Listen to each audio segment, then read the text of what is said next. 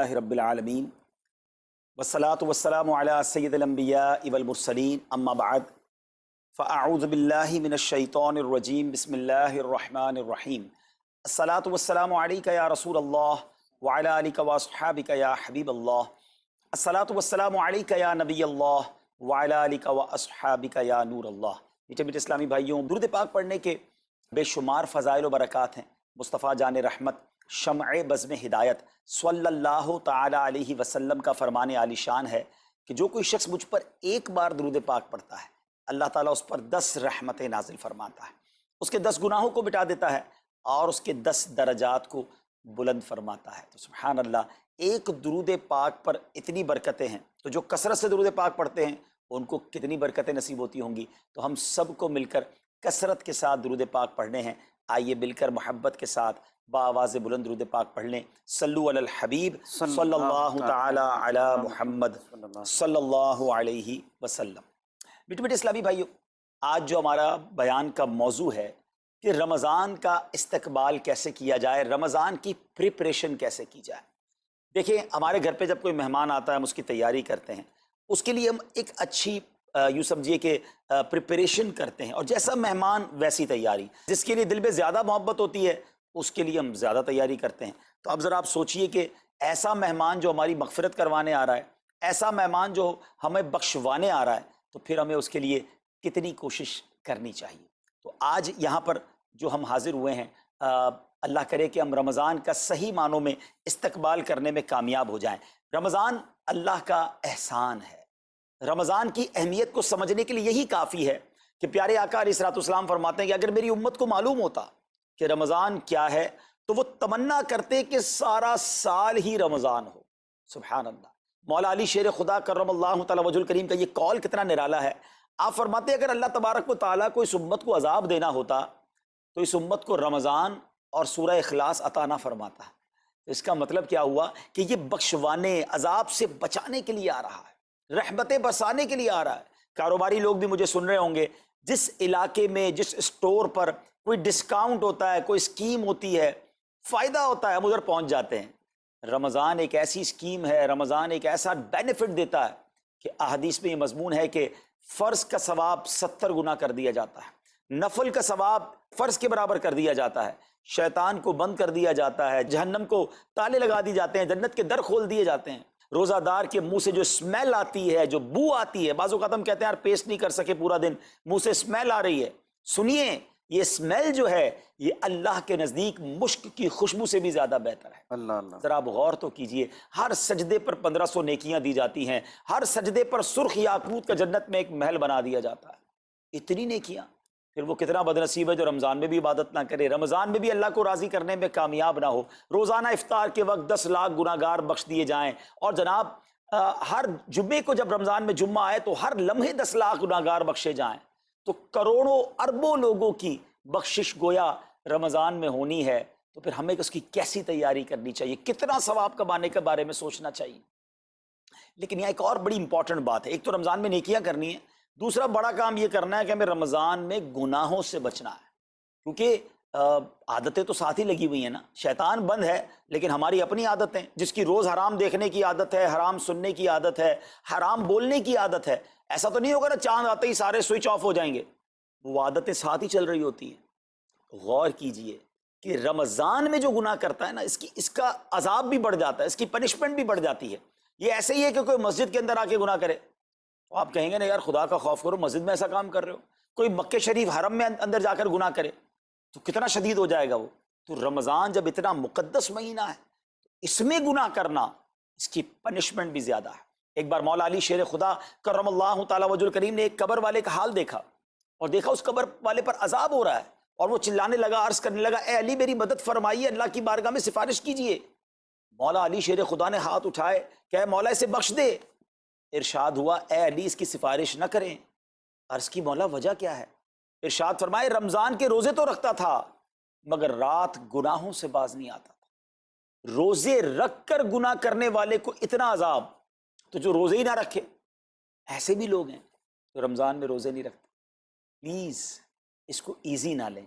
ہمیں نہیں معلوم، پتہ نہیں اگلا رمضان پھر نصیب ہوگا کہ نہیں۔ پچھلے رمضان میں کتنے لوگ تھے جو ہمارے ساتھ تھے، اس رمضان میں نہیں ہے. اور اللہ پہلے تو ہم یہ دعا کرتے ہیں اللہ ہمیں یہ رمضان بھی عطا کر دے. زندگی کا کیا بھروسہ, دنیا کی جو کیفیت آپ کے سامنے ہے کبھی بھی جا سکتے ہیں. تو پھر اس رمضان کو تو سمجھ لیں بس ایک موقع بنا دیں, لائف چینجنگ ایکسپیرینس بنا دیں کہ بس اس میں عبادت کرنی ہے, اس میں خوب سجدے کرنے ہیں, اس میں روزے رکھنے ہیں, اس میں تراویح پڑھنی ہے, اس میں گناہ نہیں کرنے ہیں. اور آئیے میں آپ کو بتاتا ہوں کہ نبی پاک صلی اللہ تعالیٰ علیہ وسلم رمضان کیسے گزارتے تھے. ایک مسلمان کے لیے اس سے بہترین رول ماڈل کیا ہوگا کہ رمضان میرے آقا کیسے گزارتے. تو مختلف احادیث کا جو سمری ہے وہ یہ ہے کہ نبی پاک علیہ الصلوۃ والسلام عبادت میں کمر بستہ ہو جاتے, بستر پر کم تشریف لاتے. بی بی عائشہ فرماتی ہیں کہ نبی پاک کے چہرے کا رنگ بدل جاتا تھا, متغیر ہو جاتا. کیوں؟ کہ نبی پاک پر خوف خدا طاری ہوتا. آپ گر گڑاتے, آپ رات بھر التجائیں کرتے. میرے آقا رو رو کر دعاؤں میں رمضان گزارے, چہرے کا رنگ بدل جائے. اور یہاں کچھ لوگ تو وہ ہیں کہ جن کا وزن ہی بڑھ جاتا ہے رمضان میں. اتنا کھانا کھانا ہے, سحری میں زیادہ کھانا ہے کہ سارا دن بھوکا رہنا ہے, افطار میں اس لیے زیادہ کھانا ہے کہ پورا دن بھوکا رہے تھے, پھر رات کو 2-3 بار مزید کھانا ہے کیونکہ کل روزہ رکھنا ہے. تو رمضان فوڈ فیسٹیول نہیں ہے, رمضان عبادت کے لیے آیا ہے. لوگ تیاری کر رہے ہوں گے ابھی بھی رمضان کی, وہ کیا کر رہے ہوں گے کہ افطار میں کیا پکانا ہے, سحری میں کیا پکانا ہے, کون سا آئٹم شارٹ ہے. نہیں میرے میٹھے اسلامی بھائی, یہ جو بھوک کا احساس ہے نا روزے میں, اس کی حکمت علماء نے بیان کی ہے کہ بھوک غربت کا احساس دلاتی ہے, فقیری کا احساس دلاتی ہے, بندے کا غرور تکبر بیٹھ جاتا ہے. کتنے نقاہت میں آ جاتے ہیں ہم, ہمت ہی نہیں ہوتی کوئی کام کرنے کی. تو یہ احساس دلاتی ہے کہ تیری اوقات کیا ہے, غریب کیسے زندگی گزارتا ہے, فقیر کیسے زندگی گزارتا ہے. لیکن کچھ لوگ وہ ہیں جن کو بھوک نہیں لگتی کیونکہ وہ اتنا کھا لیتے ہیں یا پھر سوتے ہی رہتے ہیں. روزے کی حکمت یہ نہیں ہے. نبی پاک آنسو بہاتے تھے, آقا کا چہرے کا رنگ بدل جاتا. اور پھر بتایا کہ رمضان میں جب جبریل امین نبی پاک علیہ الصلوۃ والسلام کے پاس آتے تو آقا علیہ الصلوۃ والسلام ان کے ساتھ قرآن پاک کا دور فرماتے. اور پھر ایک اور نبی پاک کا خوبصورت انداز کہ پیارے آقا ویسے تو سب سے بڑھ کر سخی ہیں, مگر جب رمضان آتا تو نبی پاک کا دریائے سخاوت ایسے بہتا تھا جیسے تیز آندھی, بلکہ اس سے بھی زیادہ. اللہ اللہ. یہ 3-4 چیزیں آپ نے میں نے پکڑ لینی ہیں. آقا علیہ الصلوۃ والسلام کے پیچھے پیچھے جانا نا جنت میں, ہم نے بھی یہ کام کرنا ہے. یہ راتیں مانگنے کی راتیں, التجا کرنے کی راتیں, سجدے کرنے کی راتیں. ہمیں تہجد بھی پڑھنی ہے, ہمیں انشاءاللہ نوافل بھی پڑھنے ہیں, اور کم از کم قرآن ایک بار تو پورا انڈرسٹینڈ تو کریں نا. تلاوت, ترجمہ, تفسیر کب کریں گے؟ بڑی بڑی ڈگریاں ہیں, بڑے بڑے پاسپورٹ اور جناب بہت سارا سرمایہ ہے, مگر ایک بار بھی قرآن پورا ترجمے اور تفسیر سے نہیں پڑھا ہوگا. بہت سارے لوگ ایسے ہیں. ذرا سوچئے نا. اچھا یہ مہینہ نزول قرآن کا مہینہ ہے, رمضان, اور قرآن کو جو خاص نسبت حاصل ہے نا, تو اس مہینے میں قرآن کو پکڑ لیں. آئے ہائے, اللہ کرے رمضان قرآن کے ساتھ گزرے, ہماری صبح قرآن کے ساتھ ہو, ہماری شام قرآن کے ساتھ ہو, ہم قرآن سمجھنے والے بن جائیں. اچھا میں ایک اور بات بتاؤں آپ کو, مہینہ کتنا پیارا ہے. صرف اس مہینے میں قرآن نازل نہیں ہوا, باقی بھی جو 3 آسمانی کتابیں ہیں نا, زبور, انجیل, توریت, یہ بھی رمضان میں ہی نازل ہوئی ہیں. اللہ کریم نے ان تمام مبارک کتابوں کو نازل کرنے کے لیے رمضان کا مہینہ منتخب فرمایا. اتنا مبارک مہینہ ہے, تو ہمیں خوب اس میں تلاوت قرآن کرنی. اور اب دعوت اسلامی نے کتنا آسان کر دیا, تفسیر قرآن عطا فرما دی, صراط الجنان آسان اردو میں, اور پھر جناب اس کو اپلیکیشن پر بھی دے دیا, اس کے PDF بھی جاری کر دیے, ڈاؤن لوڈ کر لیں موبائل میں. اب تو آڈیو تفسیر قرآن بھی آپ کو دے دی.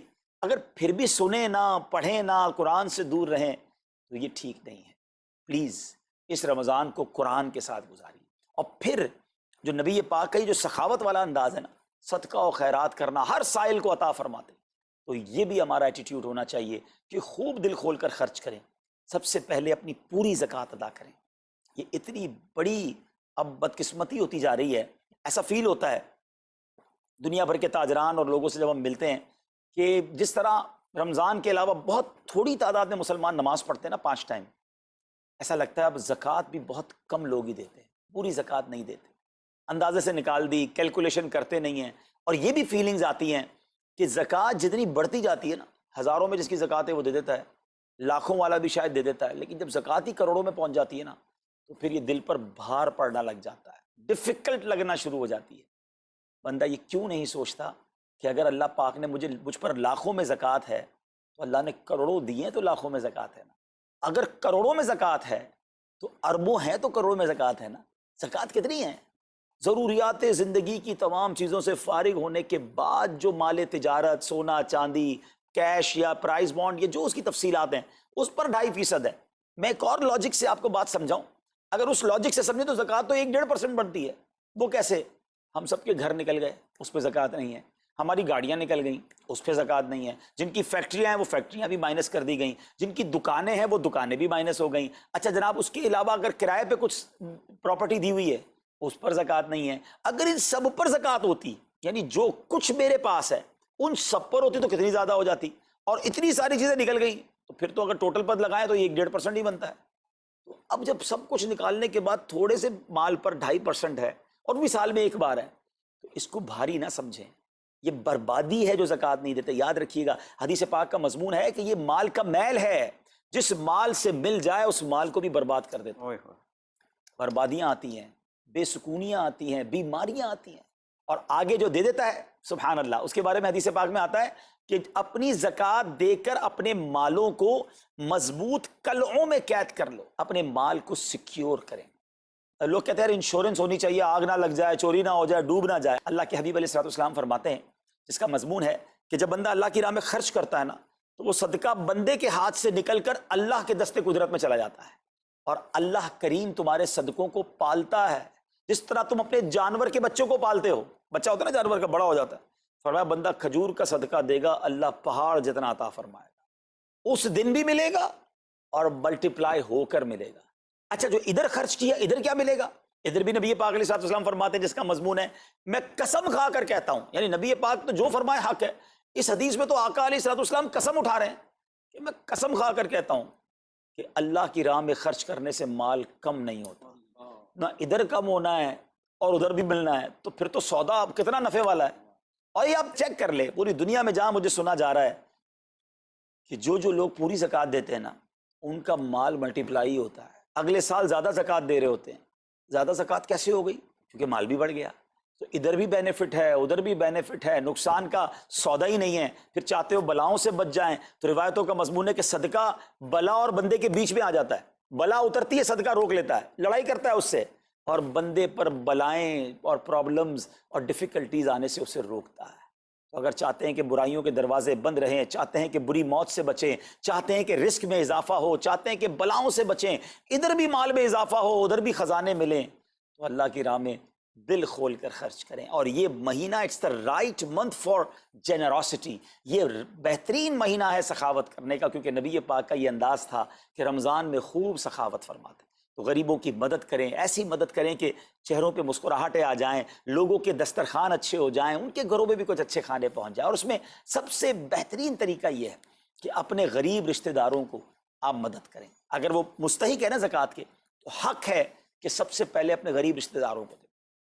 پھر زکوٰۃ بچ جائے تو عاشقان رسول کی عظیم الشان بڑی تحریک دعوت اسلامی آپ کے سامنے ہے، جو دین متین کی خدمت کر رہی ہے. جامعۃ المدینہ ہیں، مدرسے ہیں، بچے اور بچیاں عالم بن رہے ہیں، عالمہ بن رہے ہیں، حافظ بن رہے ہیں، ناظرہ قرآن، اور ان سے کوئی فیس بھی نہیں لی جا رہی. ہزاروں بچے فری آف کاسٹ ہمارے پاس ایکوموڈیشن رکھے ہوئے ہیں، جن کو کھانا پینا رہنا دعوت اسلامی نے دینا ہے. آپ ذرا سوچئے یہ امت کی کتنی بڑی خدمت ہے کہ علماء دینا، حافظ قرآن، مسجدوں کے امام یہاں سے پروڈیوس ہوتے ہیں. اور پھر آگے چلیں تو دعوت اسلامی نے اسلامک میڈیم اسکول بنائے دارالمدینہ، پھر سال کی 600 کے قریب مسجد دعوت اسلامی بناتی ہے. میڈیا کے ذریعے جو بے حیائی پھیلائی جا رہی تھی